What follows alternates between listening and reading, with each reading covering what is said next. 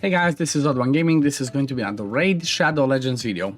In today's video, I want to talk a little bit about this fusion, the whole thing about the incarnate, and well, basically I'm just going to try and put a different spin on this one while we also look at the fusion calendar. And basically what do I mean by that is I want to say like the only, I think it's actually five reasons why I believe it would be worth it to go for this fusion. So first of all, I'm going to say from the beginning, I don't think I'm gonna do this fusion on my main account because, well, she doesn't bring anything for me as an endgame player, okay? Because if you look at her kit again, it's just, you know, a chance to provoke on the A1, AoE hit with shield remover and another buff from all enemies, then places a shield based off of her defense. I've not played with her on the test server to see how big this shield is, but I guess this kind of gets us into reason number one. So the number one reason why maybe you should go for the incarnate fusion is, same as I mentioned in the previous video, is if you do not have Wixwell or if you don't already have a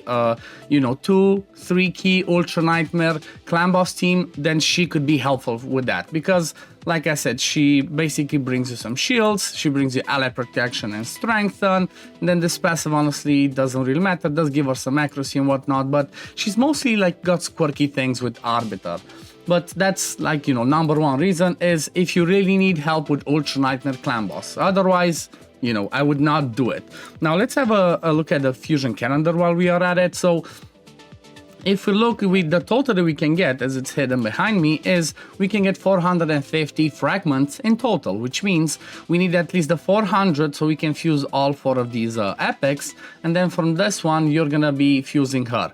But the extra 50 that we have, which basically goes to that 450, is behind a summon rush. So what I do believe, I just want to say like a quick teaser or like my point of view, I do believe that this summon rush, Tuesday to Thursday, I think this one's going to be some sort of a either guaranteed or 1+1 from Ancients or Sacred. So, you know, you heard it here first. That's what I believe. I might be wrong. I was looking a little bit online to try and see what, when we had the previous ones, and we have not had a 1+1 since May. And also we have not had a guaranteed one from Ancients or Sacred for quite a while. So that's what might happen here. But most of the stuff is just pretty on par. Most of the fragments are just, you know, pretty straightforward, 25, 25. They're basically split into everywhere. Some of these ones might be easy to obtain. Like, for example, the Champion Chase one, if you already gathered a few of these, you're going to be getting some points by just fusing them and all of that. But I still believe she's not really worth to fusing. So let's jump into number two then. So number two reason, where again, this is, you know, it's kind of maybe pulling a little bit on the thread and it might not be like the best reasons, but I try to think of a few reasons why she's worth it. So number two reason would be because of the Cursed City, okay? So the Cursed City of Cintranos is the most endgame thing we can think of. It's tough, it requires specific champions from specific types and affinities and factions and all of that, you know, like, I don't know, let's look at this one as an example. Let's look at one, okay, this one that has high elf. So this one requires you to use Night Revenants, High of Sacred Order that are magic, rare or epic. That's one example. Maybe do we have one with red? Let's see. Can I see something that has High Elf and has the Force Affinity ones? Okay, this one's an example. Orc, Demon Spawn, and Undead that are Force, again, rare or epic. So you might have one of these ones, maybe this one over here, where it requires you Void Force, Defense, Support. So she might slot into this position to bring you some more survivability. And the reason why she might be good is I'm expecting them to do kind of the same way they've done in the past. They do some sort of a path event, some sort of a like guaranteed deck of fate, where they might give us a soul for her, which usually is like the 5-star. So that might help you in Cintranos. If you're still building your roster and you still don't have enough people, then that's, you know, reason number two why you should build her.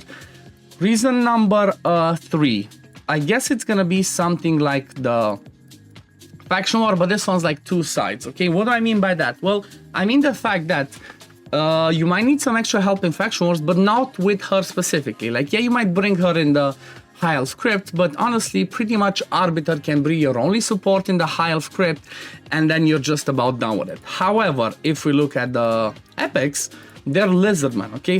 Slix's Stripe Hide is a Void Nuker. I'm gonna have a video, which we're gonna talk about once I get to the next videos. I'm gonna have a video tomorrow comparing his damage, with Gambo. So Slixus might actually be a good one to pick up at least 1-2 copies of in order to help you for the faction wars for the Lizardman, because Lizardman faction is a little bit more difficult to do, where you know, you do have Broadma as a support, you do have somebody like a Resin that you can fuse, but when it comes to DPS, honestly there's not too many that are easy to obtain. Like when you look at the epics, I don't see any actual good DPS, like Zeke's is one, but that's from Doomtower later on. Basilisk can be good, but you would have it in a stun set. Then in the rare, same principle. So, you know, if you're gonna need a nuker, somebody that brings you some damage alongside Broadma over there, that's gonna be just amazing, and that kind of gives you the reason to be like not fusing the Incarnate, but keeping at least 1 copy of him, okay? That's reason number 3. Reason number 4, we're gonna continue on the same principle with Slixus, okay, with the epic. What I'm going to show you tomorrow is that he can do some pretty decent damage. So if you're somebody that's early, mid, or maybe creeping into the late game, he can be a pretty decent nuker for arena and again for faction wars. So because of that reason, he might be worth doing that, because he gives himself the crit rate and the crit damage. So this allows you to build him with less crit rate, like just about go with 70% in total. He buffs himself, he's gonna bring some good damage. That's gonna be really helpful, and because you can get several copies of him, you can get at least a +2 empowered now that we have the champion empowerment, and that's gonna give you, you know, a reason to get him and use him as a nuker for basically, like I said, the factions or even the arena if you're still struggling to get good nukers. So that's Slixus. And now reason number 5 is going to be another one of those niche ones, and that's going to be the Doom Tower, okay? We do have the Doom Tower. We have certain stages on hard. I think it's rotation number 1, where you only have to use epic Lizardman for that one, and same principle for the Incarnate. There might be certain stages, I think it's even in this rotation, yep, Force Defense Champion. So if you're missing and you're struggling with this one and you really need it in order to beat all of the secret rooms in order to get a man to, the Incarnate could be helpful here, because she's Force, she's defense, she can be a good support. Then you just have Drexar, which is free, Resin, which is free as DPS, and you should be pretty fine. Obviously the cheat code for this is Ultimate Death Knight. If you don't have him, then that might be the reason why you get him. And same principle for the Void Epic. If you think it's too hard to get the fusion, I do believe that that's what I'm gonna do. I'm gonna try to keep at least 1 copy of him. I'm just gonna be doing my daily stuff, farming some of the Fire Knight, and I'm gonna be grabbing him.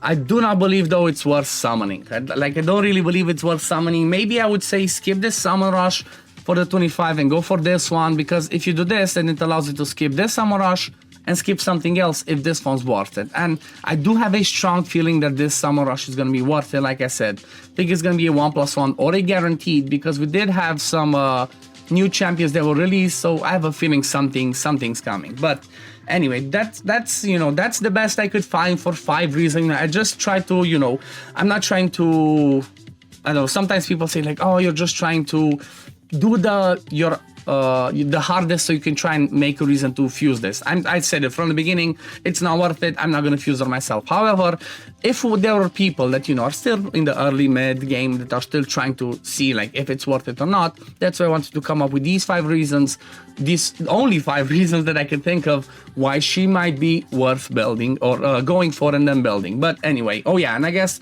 bonus one would be, well, if you do fuse her and you get another copy, she could be a good faction guardian, because, you know, it's sort of a free legendary if you can do it. But anyway, we're gonna leave it at this for today, guys. Thank you all for watching. As always, if you do enjoy my content, don't forget to like this video, subscribe to the channel to see when I upload next. Like I said, keep an eye out on the channel, because tomorrow I'm gonna release a video where I'm gonna be doing some damage comparison for Slixus versus Gambo and show you who actually hits harder. And also I'm going to do a few fights with Slixus in Arena on my main account with some free to obtain other champions alongside them. But anyway, thank you all for watching, and we'll see you in the next one. Peace, love, take care everyone. Bye guys.